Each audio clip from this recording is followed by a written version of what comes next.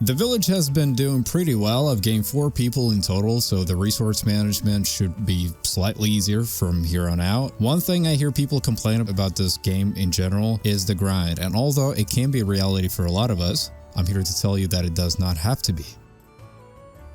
So, how do you fix that obstacle? Well, for one, you gotta build at least one other house for one of your recruiters, you guys. So, if you're getting started for the first time, you leave the main city where you get your mini tutorial, right? Once you leave that city, you'll be able to freely explore and build anywhere you want on the map, as long as it doesn't get in contact with the city limits that are already well established. Just give it some reasonable space and build yourself your very first home. Now, I know it may take you a little time to get going, but just be patient with the game, you guys. Once again, it comes from experience. Once you build your first home, build one more home on top of that. Also, on top of that, don't forget to build your resource management shed, as well as a storage unit, where your resources can be deposited once you invite your first recruiters. You can find one of these recruiters in one of the camps by the city. Just note, there's plenty of these camps all around Medieval Dynasty, so there's no obligation to look for any specific location. Just explore at your own pace, take your time, and you'll find one of them, I promise. As long as you have an extra home for 1 or 2 of those people, they will be more than happy to join you. Because if you think about it, they are technically homeless, and I assure you, anything sounds better for them than just sleeping on streets. Keep in mind, you don't have to feel obligated to have a job for them immediately, especially from the very beginning. You can wait a little bit before giving them any duties. Just make sure that you do have food and water for them, as well as, I guess, a roof above their heads. They may complain throughout the game time about being worthless here and there without having anything to do in your village, but you can just simply ignore that for a little bit, so long as you have a place for them to stay. That also doesn't mean that you should ignore that for a very long time either. Obviously, try to prioritize their well-being above everything else. I'm just saying that the game gives you a little grace period to get your stuff together after you invite those villagers to join you. And once you begin to take care of them by providing them food, water, and, well, a cozy home, they will begin to create a steady flow of resources, whatever that may be, whatever you choose. You'll make that choice on your own.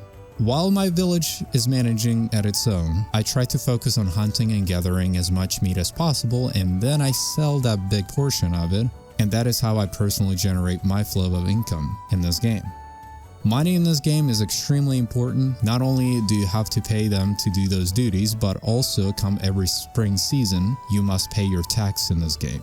And you can get in pretty big debt here, trust me, especially if you're super reckless with management. Money helps you unlock blueprints and whatnot, so it can be very tempting to spend every last bit of it, but I promise you, saving your money here is very important. The skill tree system may be a little grindy at first, but the more you focus on doing one specific task, the easier it gets the more you play.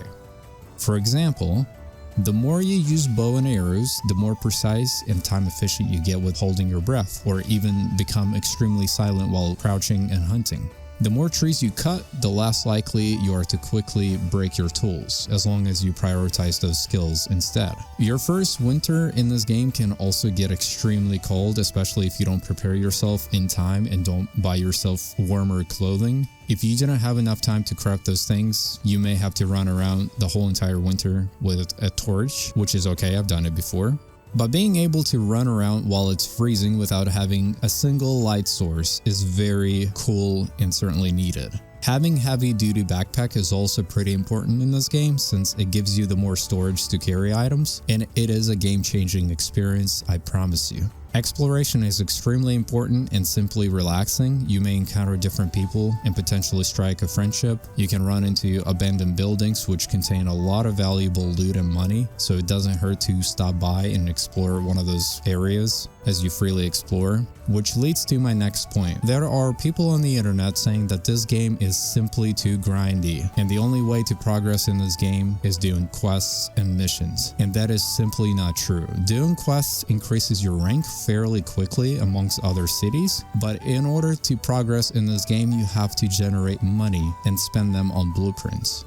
I have 20 hours into this game, simply playing for about 3 days, and I've only completed 2 quests. Besides that, everything else you see on the screen has been made from me grinding. Since I have these villagers, instead of chopping down nearly a full forest by myself, I occasionally only touch a tree or two from this point forward because they do most of the heavy lifting. Guys, it's that simple. Don't let people on the internet spending 2 hours throughout their whole entire playtime. They get frustrated, they do stuff that's a little bit different and they don't necessarily follow the common sense here. They get frustrated, they delete the game, they refund the game, they stop playing, and then they go on the internet saying, oh well, this game is too grindy, don't play it, it's just pointless. There's stuff out there on the internet that's simply not true about this game.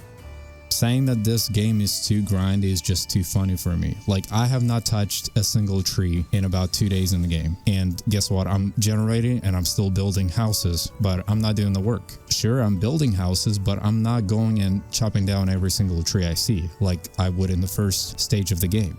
And that is the thing about this game. It doesn't hold your hand. It doesn't tell you what to do besides the first 7 minutes of its gameplay, which also happens to be your tutorial. But even then, you can turn that task off completely, get lost as soon as you start your gameplay. With them introducing the ambient sounds and reward combat system, along with villagers speaking in the distance or saying certain phrases, not necessarily quests, the quests are still not waste. But as you walk around the village, as you explore, you hear certain conversations, and I love that. The game really was lacking in that, but now we have it. It really just makes this game shine in a different light. It becomes more immersive and certainly a lot more enjoyable, and I love it.